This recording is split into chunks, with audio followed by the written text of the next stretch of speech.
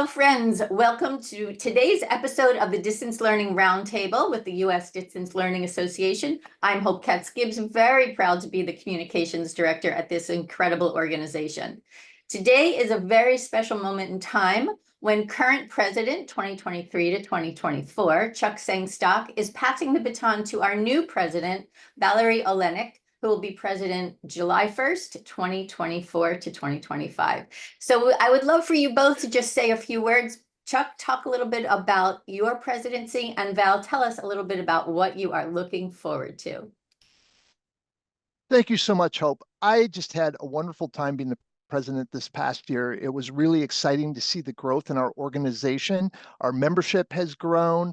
We've also put a lot of emphasis this year into public policy. Public policy has always been a foundational part of the USDLA, and it's something that we put a lot of focus on. And now we have a number of different events throughout the year. We're going to have a September Public Policy Day, and we're also going to have our second Public Policy Week coming up as well in 2025. And we're going to have some programming around policy along with our National Distance Learning Week programming. So I'm really excited about the growth there. I'm just excited about the organization in general. I feel like we've come off of this year with a lot of synergy moving into this coming year with Valary being our president. So I would just like to congratulate you, Valary. I'd like to wish you well. And with that said, I will pass it over to you to talk a little bit about what you're planning to do this coming year. Thank you, Chuck, and thank you for your amazing leadership all year. I would not be here if it were not where you are right now. Thank you. And thank you to Hope for hosting us today. She's always the best host. Agreed. But yes, we as you said, we made so many strides this year, and I think for the coming year we're going to obviously continue on those many things that you talked about. We do have those events coming up, National Distance Learning Week and the Policy Week and everything. But I shared with the member, we have a member meeting at the board meeting prior to the conference every year.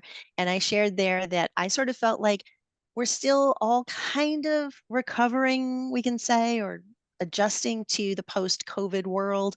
And so I sort of came up with the acronym TLC for the year. And so we do have some technology initiatives coming up. We've really tried to provide some new technology for our members, and that's really helping us to stay connected better. We have an exciting new app coming out, so we're going to have even better ways to communicate with everybody and keep everybody coordinated. The L, obviously, we are trying to maintain, our leadership in the field, and we're also just shining light on so many other leaders in the space and just helping to lead the charge for the importance and the value and everything wonderful about distance learning and why we're all here. And people always ask me about, who we are and who we're helping and whatever. And so I've just started telling people, if you support distance learners, we support you. I think that's the easiest way to say it, because we do have people from across so many constituencies and industries and everything. And we've been growing that. As Chuck mentioned, the membership is growing. And it's just wonderful to see the connections across those spaces.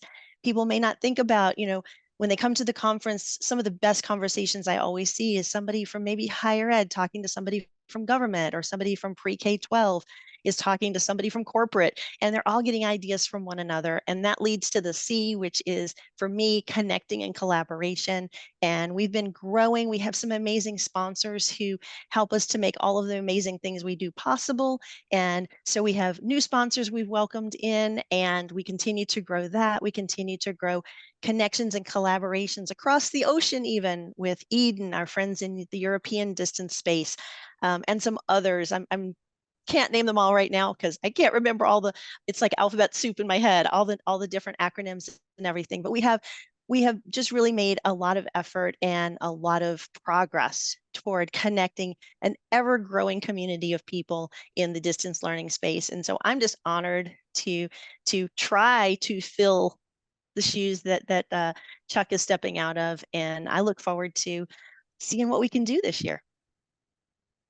Excellent. Thank you both so much for your service, your dedication, your huge hearts, and your love for distance learning. We appreciate you, all of the members, all of the staff, the whole team. So thank you, Chuck, for your amazing service. And thank you, Val. We can't wait to see what you're going to do. I love TLC. We're going to play with that quite a bit.